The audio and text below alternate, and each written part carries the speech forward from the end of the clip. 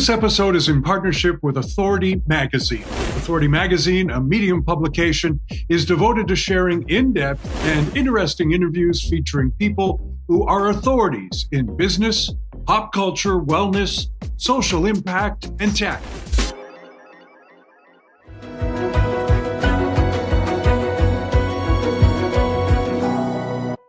For 30 years, our next guest has practiced his passion in the classroom.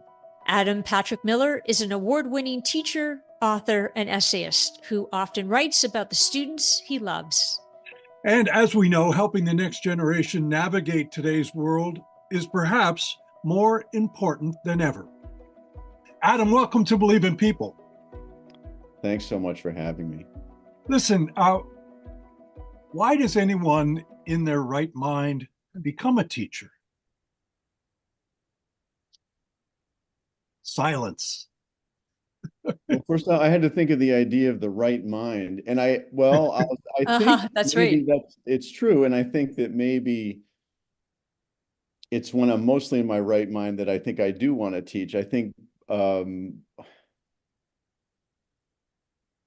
one looks around the world and sees what needs to be done, and this is because it makes me think about why I got into teaching back in the very beginning. I thought of all the things that I could do that would probably do the least amount of harm. It seemed like teaching would be a good job to pursue.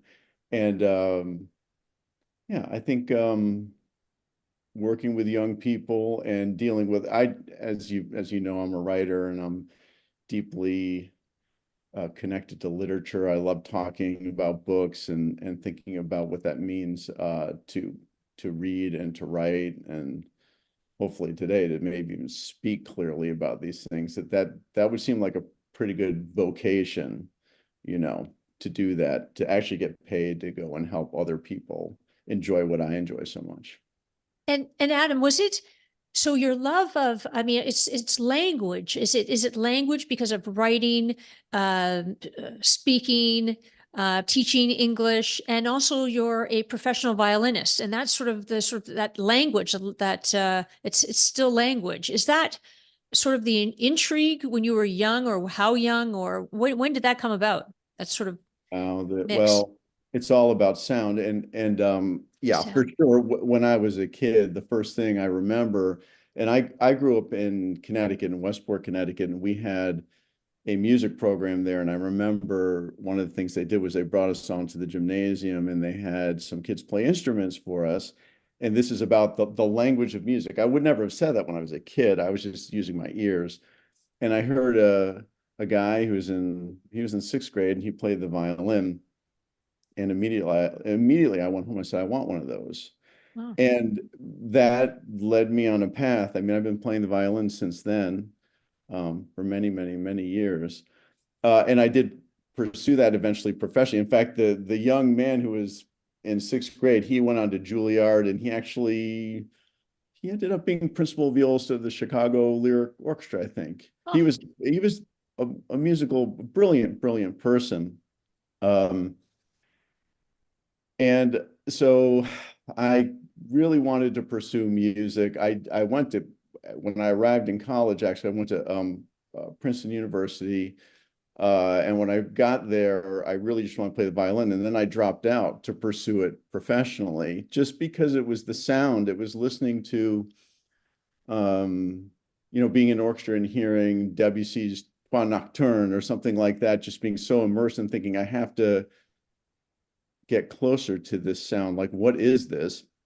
And I spent a couple of years studying with a great Russian violinist, Albert Markov. Got a chance to play on stage with him at Carnegie Hall. Wow. So I had incredible, these very rich experiences. And it was all connected, like you said, to the language of music and getting that to happen on my violin. And after a couple of years if anyone knows anything about the Russian violin school, it insists on 8 hours of practice a day. Wow. Total discipline, all lessons done from memory. I'd never really experienced anything like that, but it just taught me so much. But after a couple of years with Mr. Markov, I was thinking, well, my trajectory here isn't to be a soloist, which interested me. And I was really interested in the language, the composition of music, and I didn't have what I'd call the composer's ear. Hmm. And then I thought, well, this isn't working out the way I thought it might. And what I did was I left and went back to Princeton University. And it was a confusing time for me, I'll say. But at one point, I remember opening a book of William Blake's poetry. Uh, it was called The Marriage of Heaven and Hell. And I remember starting reading some of those lines, especially one, without contraries is no progression. And something Oh, that's clicked in interesting. my head. It was, and then after reading those lines, I literally started writing what would be my first poems. Hmm. And that's how I kind of found myself as a writer. And I knew, because to me that the combination of words in the right order is making a sound in my ear that made me feel joyful or connected, whatever you want to say, that I was like, I have to pursue this, and I could be creative doing it. I felt maybe with the violin, I was, I could have been in a great string quartet, perhaps, or been in a wonderful symphony orchestra, but I wanted to make stuff, create, and the writing was the way to go. And so that started me writing poetry and eventually starting to publish some things here and there. And when I left, I hope this isn't going on too long. Cut me off anytime you like, but when I graduated with a degree in English literature, I got in an apartment room and I just started writing. I waited tables and waited for 3 years. That's all I wanted to do. Wow. And I had absolutely no success. It was I was Not yet. exploring. Yeah, well, part of it was I was young and ridiculous, and I was thinking, and I'll share a ridiculous thought. I was thinking I was also quite obsessed with visual art and painting. My biological father was a painter, an artist. You're a romantic. Maybe it's a little bit of the romantic, but I was really interested in Jackson Pollock's paintings and thinking, I can do this with words. That's Yeah, I know. People would say, yeah, that's a really interesting idea. And how do you make that happen? And so I was writing very abstract things with language to me as music. Honestly, this goes back to your original question, which is about the language. I was trying to make music with words. It's just that I think the meaning was so abstract and so idiosyncratic that, it might get published. Some parts got published in very kind of avant-garde journals and things like that. Sure. Yeah. But So yeah. this period of time where you were in the one bedroom apartment or whatever, I Yeah. mean, that's an education in and of itself, is it not? It's a different kind of education. But you talk of the mentors that you had, you talk of your love, this passion that you have for music, writing, language, William Blake. Mhm. You're passing that on to the next generation, the up and coming. Well, Next. thank you so much. It's really nice of you to say that. And I hope the one thing, I wonder what makes anyone a successful teacher, but I think if you're sharing this passion, this deep love of something, I think students tend to notice it. And I've never, every single day, even today, I went into work absolutely excited to share I'll just tell you one book and it's only the second year I've taught it. It's Marjane Satrapi's graphic novel called Persepolis. And I just think I think it's magical. I think she's actually magical. If you've ever heard her interviewed, she's a wonderful, just artist all the way. But to be able to share that with my students, and I don't know if you know much about graphic novels, but I was originally, A lot of kids read Mouse, for example. they read Mouse, and a lot of kids are into manga. But I was a little bit of a naysayer. I'm very old school. I mean, my background in literature is pretty heavy duty, and I Yeah, love, for example, students reading George Orwell's 1984, or we read this year Margaret Atwood's Canadian, speaking of wonderful Canadian yes. artists, The Handmaid's Tale, sure. serious stuff. But when I give this graphic novel to my students, I see some students who never really want to read. I look down, they've read 30 pages. Wow. It sets them on fire. And I think that's the job, And that's a it's not a pit. satisfaction. Yeah, just get it going, get them excited. And I mean, and so you think about, you've had what, 30 years? You've been teaching for about 30 years, You have Adam? outed me. You've outed my age. Okay, Yeah. sorry. No, I actually think it takes a few years to get good at it, but I started teaching. My first full-time job was in 1992. People can do the math. Hmm. I did leave teaching for a few years when I worked in artist management and applied some of my classical music know-how for a few years. But for anyone who's counting, I think I'm finishing my actual 27th year of teaching, but it should have been over 30 if I just kept straight on going. But I moved around, taught in Connecticut, moved to Columbus, Ohio, taught there for years, and now I'm finishing my 15th year in St. Louis. Well, and what have you noticed then, having taught for so long? I imagine there have been any noticeable changes or differences in the way students experience, not only your class, but sort of the good, bad, and the ugly in school, the school experience itself. Do you have any feelings around that or thinking? That's a wonderful question. I mean, to help me think about that, Amy, for a second, the number one shift is the iPhone. I would say, and there's lots of people who have written about it, but it's interesting just going into a classroom, say with 16-year-olds, and they come in almost as though they're in prayer, but they're actually just looking down at their cell phone. And then they go to their seats and they're still in this kind of prayerful position. And it doesn't matter if we say every single day, please put yourself, and I do every single class for now for years. That's something that I say to so many students many times. And I think that the fact that my students now are on screens, just like we're on screens right now. But I mean, I grew up with an analog brain. Maybe you both did too. We did. Kevin did for sure. I did. Okay. Well, and so that's when we played music on vinyl and the world sounded different and clocks went around in circles. But for students, they are digital brains. And so the way they interact with media or even an actual, a book almost seems like some old technology to them.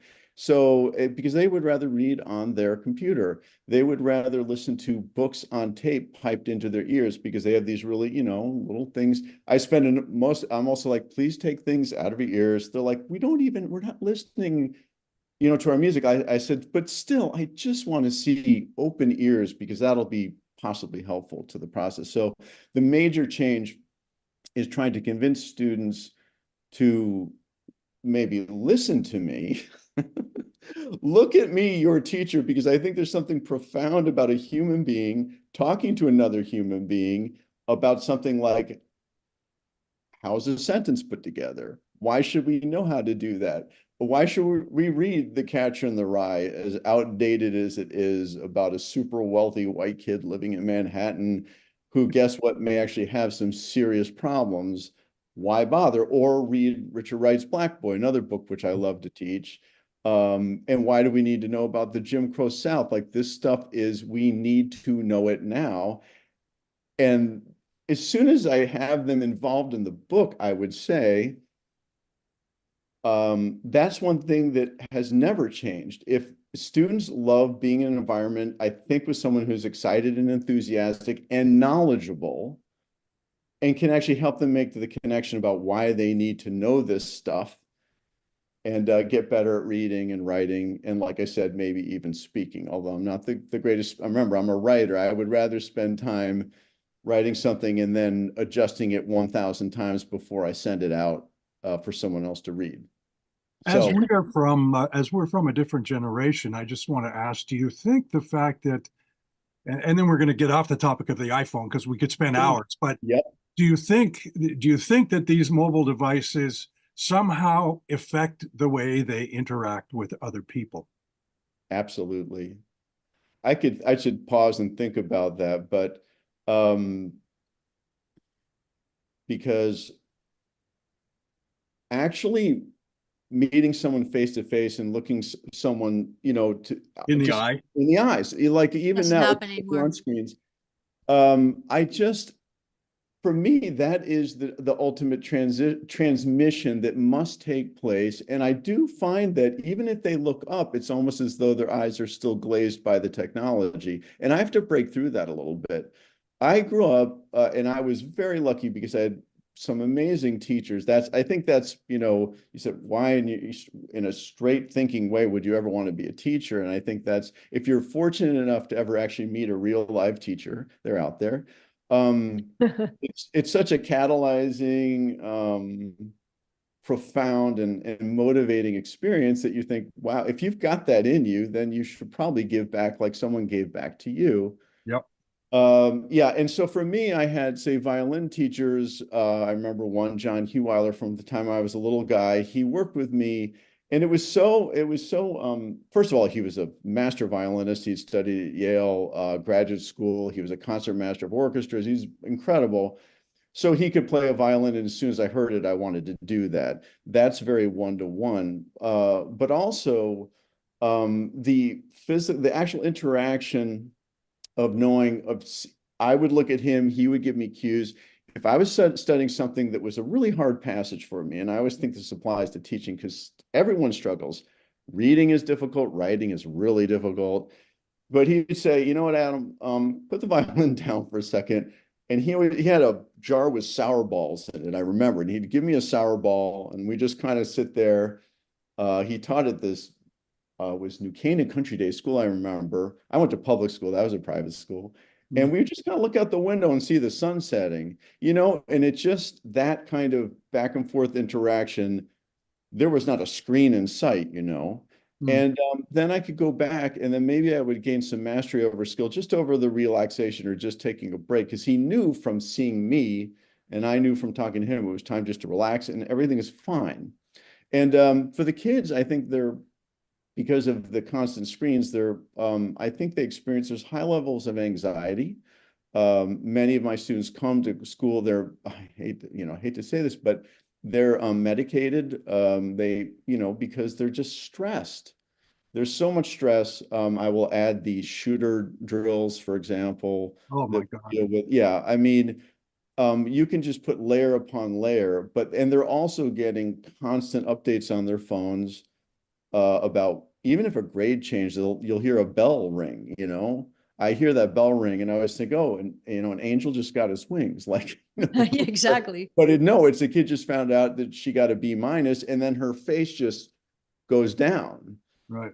because this is too much. So And then, of course, I'm not encouraging anyone not to go to school or anything, but some of the greatest minds in our computerized world actually didn't graduate from college and stuff. But I'm certainly not suggesting that everyone is Steve Jobs in our world. There is only one Steve Jobs. You write about some of these students. oh yeah. Some of the essays that you've written have really touched me about, one in particular about this kid who lost his life. I mean, there's a lot of kids out there in challenging situations, which you sort of just alluded to in some ways with regards to stress or the fact that everything is in your grade. And if you don't get the grade, then you're not going to get into the big. But You got it. some of these kids really struggle. And that has touched you. Yeah, I mean, it stays with me pretty much for the rest of my life. I think one thing, again, the beautiful thing about teaching is that you get to meet young people and every single one of them has some kind of a shining talent if you have the eyes to see it. It might not actually be in your subject. And part of becoming really good is recognizing that some student might actually love dance or visual art. Often I talk to students about music. That's sometimes I end up maybe wasting a little too much of our time on writing, talking about, a great jazz musician or something that they like. But at the same time, students often are in conflict, and and there are times when, as a teacher, you have to recognize that, and you need to act in a kind of compassionate way and do what you can. At the same time, for anyone who's interested in teaching, you have to also realize there's actually a limitation. There's the hardest thing for me to learn is that my limitations are vast. I try to do well, but yeah, you can't undo certain things that arrive with your students. How's that? And depending on the teaching environment, and as you may know, I started for years teaching in what people call an inner city environment, where my students were living below poverty line. Teachers can't, it's so ridiculous to see teachers are supposed to solve the problems that come into your classroom when those problems are set up. They're so structurally baked in that a student comes in deeply upset about something, or like my students would show up. I remember when I first started teaching, I bought students these steno pads because I love starting the class with a daily quotation. I've done that my entire career. And I noticed a lot of them didn't have notebooks. So I gave them steno pads, and so that they could do the daily quote, which is a nice way to start a class. And I just kept noticing all my students kept scrawling "rest in peace" all over their steno pads, all of them, because all of them, and this city is Bridgeport, Connecticut. At that time in the 1990s, again, yes, I'm pretty old. I've been teaching for a long time, but it was the height of the crack cocaine epidemic then, and kids were dying on the street all the time, and they all had relatives and close friends and family who were, bad things were happening. And so then how do you teach? It was, yeah. So, gee, I don't even know if I'm answering your question, but well, you are in a way. But if I can go on just to say that sure, the steno pad allowed them a way to express themselves. So they may not have been writing down your quotation, but they were writing down "rest in peace," and and that was perhaps a way to express their own sadness, sorrow, sense of loss, or whatever. I will add that when I was there, and it's so essential, and again, it's what makes me want to keep teaching at all times, because this is for every kid in every city. It doesn't matter. You can be in a wealthy suburb, doesn't matter. But giving students the opportunity to write about it makes the difference. And back in Bridgeport, I remember we started up a literary magazine, which actually the students named it. That was the good part. They called it Truce Magazine. And in Truce Magazine, this is from creative writing class, students got to write what they needed to write about people they'd lost and about what they saw. And many of those students transformed things that I know I could not have handled into works of art that would move anyone. If I had that, I actually still have some of the old copies of that magazine. If I were to share any poem from there, I'm sure that anybody would be moved immediately by that direct communication through, again, the language, through words. Yeah. And Adam, what have you learned from I'm sure many things, but what have you learned, or what stands out to you? What have you learned from some of your students? Okay, when I first started teaching at Bridgeport, I remember I had a wonderful barber. So I grew up in Westport, Connecticut, which is about 10-minute drive from Bridgeport. Westport is one of the, per capita, it became an extremely wealthy place to live. Not when I was a little kid, but as I became an adult. I mean, Paul Newman lived there, Tom Cruise had a house, Martha Stewart had a house in Westport, and just about 10 minutes away was Bridgeport, which was, again, a kind of inner city place where people were living below the poverty line. That's one of the strange things about Westport, where that extreme wealth is next to extreme poverty. But my barber was I got to know him over many years, but he was in Westport. And he was such a nice guy. He was always very kind to me, and he was cutting my hair. And I remember telling him, his name was Mike. I said, "Mike, I got a job in Bridgeport." And Mike said, "Adam, you're going to work in Bridgeport. You're not going to teach those kids. They're going to teach you." Wow. And he was speaking truth. He knew what I did not know. And from the moment, that was my 6 years in that school, my students taught me everything that I need to know about being a teacher. And most of that is that I don't really know too much, and I have to really listen to what students need to know. And students actually, in a weird way, they kind of teach you how you have to teach if you're paying close attention. If not, if you have an agenda and you go in there and you think, I'm going to teach you iambic pentameter, and you look around your class and it's not going to happen unless you have a rationalization. Or as my students taught me, they would say it immediately because there was so much failure. That's got a 50% dropout rate. By the, only half the class from freshman year, senior year would graduate. And your class would change all the time because kids were living in transient population. But my students would say, why are we learning this? They had other things to attend to that were much more pressing, and I had to come up with a reason and that's the thing that's held, because every day I say, yeah, if I'm teaching Marjan Satrapi's Persepolis, why am I teaching that? Why do they need to know that? And for the sake of speaking of iambic pentameter, if I'm going to teach Shakespeare in 2024, I have to answer that question every time and do it in a meaningful way. And I would say I'm somewhat successful at this point with that. Just because we are almost out of time, but have they made you a better human being? Oh, I wasn't a human being until I'm sorry to laugh, but better than tears, I would say. But I remember I didn't know what a human being was, I would say, until my first son was born. And I think if you've ever been lucky, if you have kids, there's something about having your own children that deepens the sense of being actually a human being. But I would say for the students, getting to know them over the years, they actually forced me to confront myself as being a human being and think deeply about what that means every single day. And I'm happy to say, like, even I already taught all day today, for the record.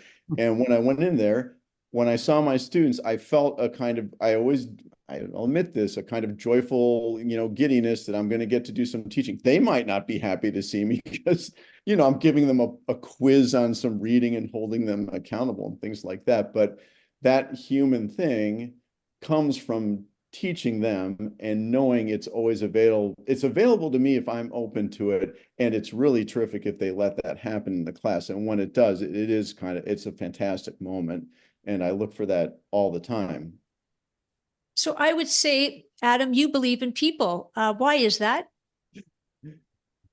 Well, I would say this, that going in and teaching is the one thing that keeps me optimistic. I guess I didn't talk too much about the writing, because the writing brain that I have can sometimes shade into some cynicism and looking at some darker things at times, because that's the way my literary part of my head works. Actually, that's right. I want to mention A Greater Monster. Oh, well, that's a collection of personal essays, which do actually talk about teaching and also about my obsessions with music and like Glenn Gould and playing Bach and all those things.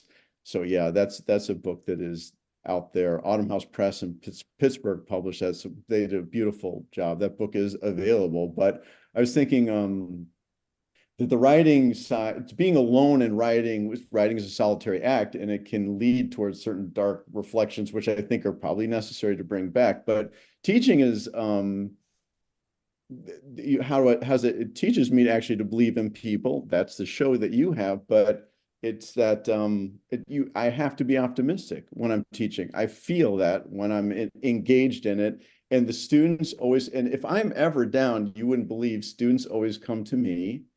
And they reach out to me in all kinds of fun ways that help me, if you can believe it, believe in people, when sometimes there's some counter evidence with the way people behave. But not that, I don't see that so much in school. That's good to hear. Patric Miller, writer, teacher, musician, and believer in people. Thanks so much for spending an all-round great guy. And good guy. That's sweet of you. Thank you so much for having me here. I've really enjoyed it. Thank you, Adam, so much. Okay. Well, I'd just like to thank Adam again for coming on to talk about his passion for teaching. And it is interesting that he mentions that it was a series of mentors that helped him along, and he's passing that along to kids in the schools that he teaches in now. And I think that's the most important thing of all, is that there are still people out there that young people can look up to and perhaps find a path, a way to go. And I think now more than ever, Kev, it's that is important for students in particular to have that understanding that there are people out there that are wanting to help and inspire, and just to sort of keep an open mind, because there are opportunities if you just look around. And he's a very inspiring teacher. So if you've enjoyed this or been inspired by this episode, we encourage you to subscribe to Believe in People. Thank you so much. See you again.